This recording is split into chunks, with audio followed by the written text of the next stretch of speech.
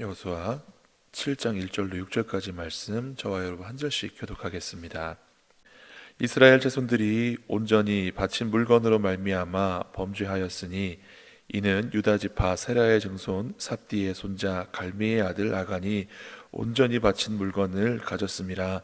여호와께서 이스라엘 자손들에게 진노하시니라.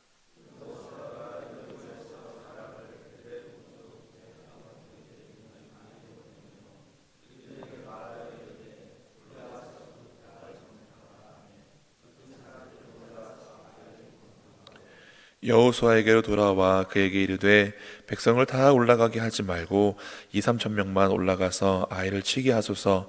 그들은 소수이니 모든 백성을 그리로 보내어 수고롭게 하지 마소서 하므로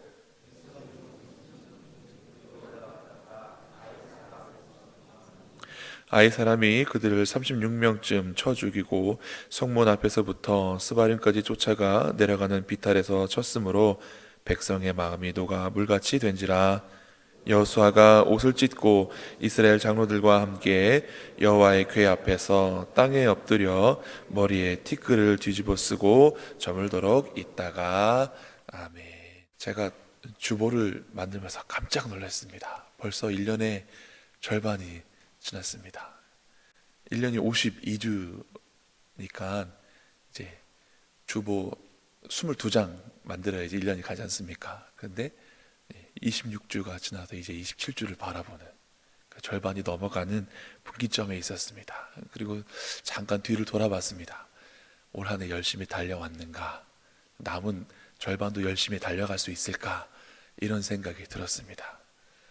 열심히 달려왔다라고 하기엔 하나님 앞에 부끄러운 것이 있었고, 앞으로 더 열심히 달려갈까 하기에는 용기와 자신이 없었습니다. 그래서 하나님께 잠깐 기도드렸습니다. 하나님, 나중에 하나님 앞에 섰을 때 부끄럽지 않기를 소원합니다.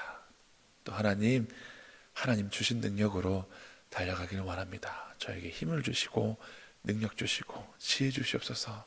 이렇게 기도하게 되었습니다. 그리고 오늘 새벽 말씀을 무엇을 전할까 하다가 여호수아 7장 말씀이 생각이 났습니다. 여호수아 7장에는 이스라엘 백성이 아이성을, 조그만 베델과 아이라고 하는 그 베델 근처에 있는 작은 성을 치러 올라갔다가 실패한 내용이, 패배한 내용이 기록되어져 있는 말씀입니다. 성경은 참 신기합니다. 누군가 기록을 남기려고 하면 사실 좋은 것만 남기고 싶습니다. 나쁜 기억들은 별로 기록하고 싶지도 않고 기억하고 싶지도 않고 남기고 싶지도 않은 게 보통 사람들 생각인데, 하나님 말씀인 성경은 이스라엘이 꼭 승리하고 하나님 말씀 잘 들은 것만 기록한 것이 아니라 하나님 말씀 듣지 아니하고 하나님 의지 아니하고 실패한 기록도 가감없이 그대로 기록하고 있다라는 것입니다. 얼마나 자세히 기록했습니까? 정탐꾼을 보내었더니 성이 그렇게 크지 않아서 2-3천 명만 올라가도 되겠습니다.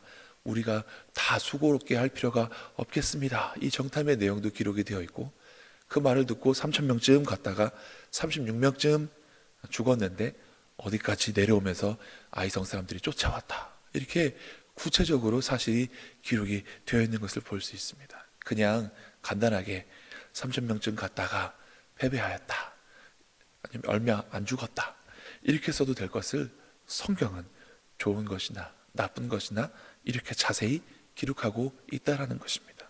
왜 그럴까요? 이 말씀을 듣는 우리가, 이 말씀을 읽는 우리가 이것들을 타산지석 삼아서 어떻게 하면 하나님 은혜 가운데 하나님 도움으로 살아갈지, 혹은 어떻게 하면 우리가 이렇게 고난을 당하게 될지, 그 축복과 저주 사이에 선택할 수 있도록 우리에게 이렇게 말씀을 주신 줄 믿습니다.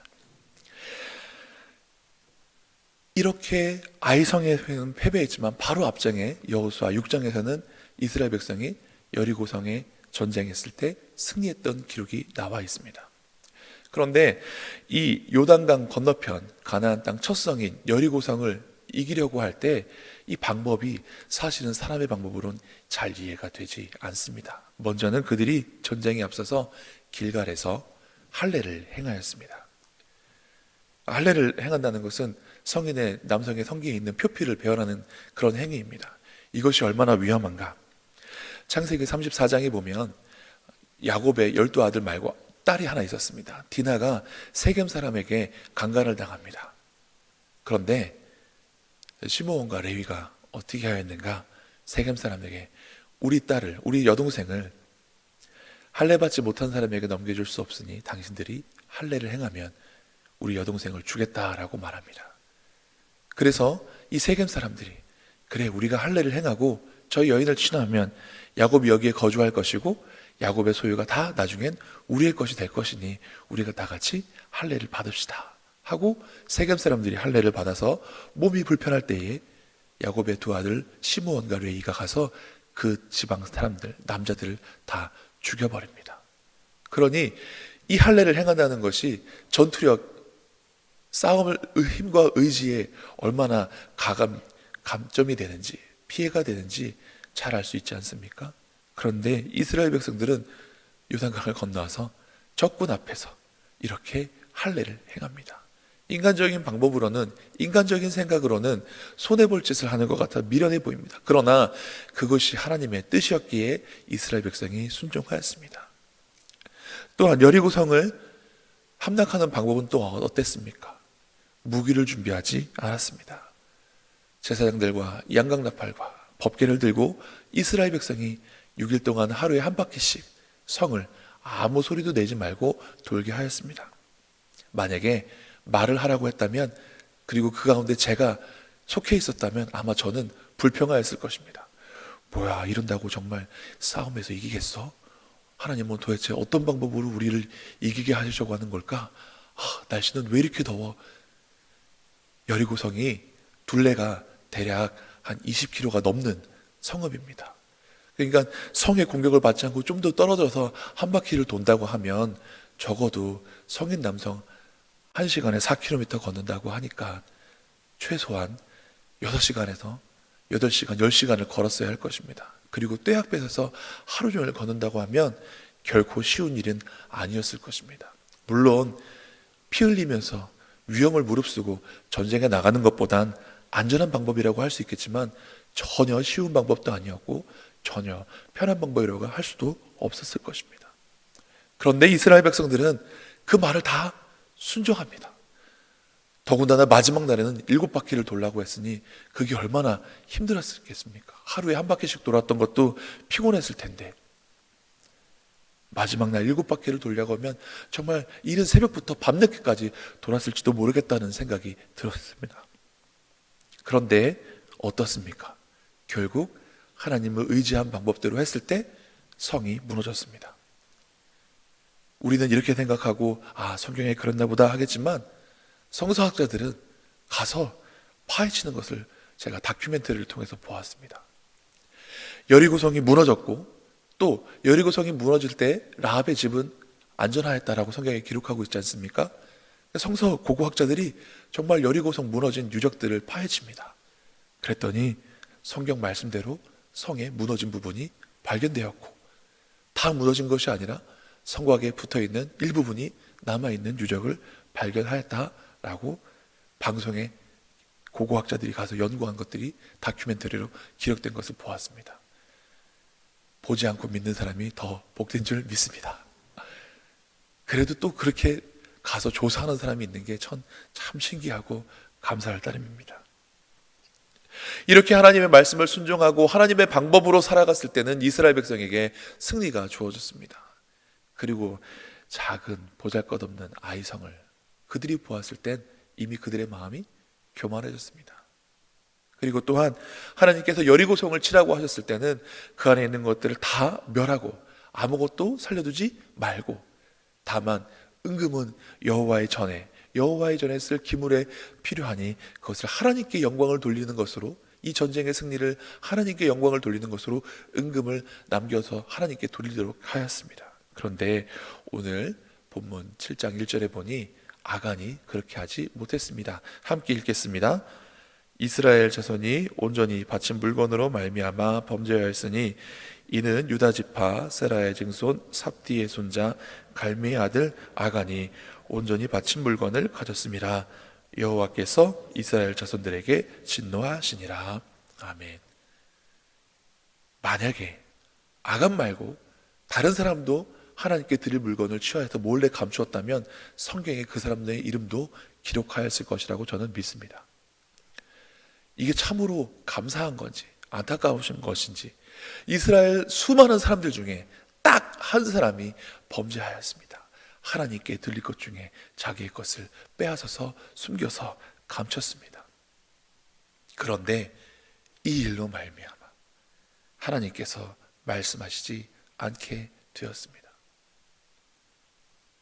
하나님께서 진작에 야 아간이 숨겼어 하고 했으면 이스라엘 백성들이 어쩌면 회개했을지도, 그리고 하나님께 잘못을 구하고 아이성 전투에서 승리했을지도 모르겠습니다. 그런데 이 일로 하나님께서 말씀하시지 않으셨습니다.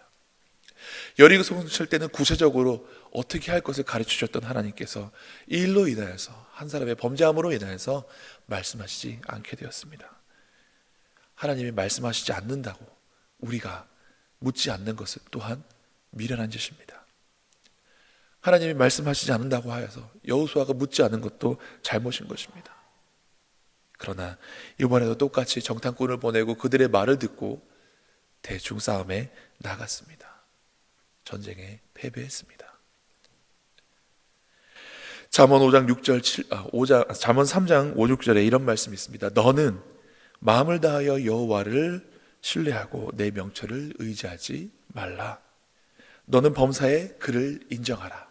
그리하면 그가 너를 내 길을 지도하시리라. 아멘. 범사에라고 말했습니다.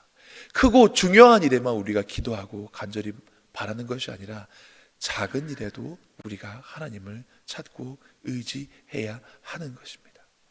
크고 무거운 일, 감당하기 어려운 일만 하나님께 맡겨드리는 것이 아니라 순간순간 삶의 모든 작은 일조차도 하나님께 의지하고 하나님을 의뢰하고 하나님을 신뢰하고 하나님께서 인도해 주시기를 우리가 구해야 하겠습니다.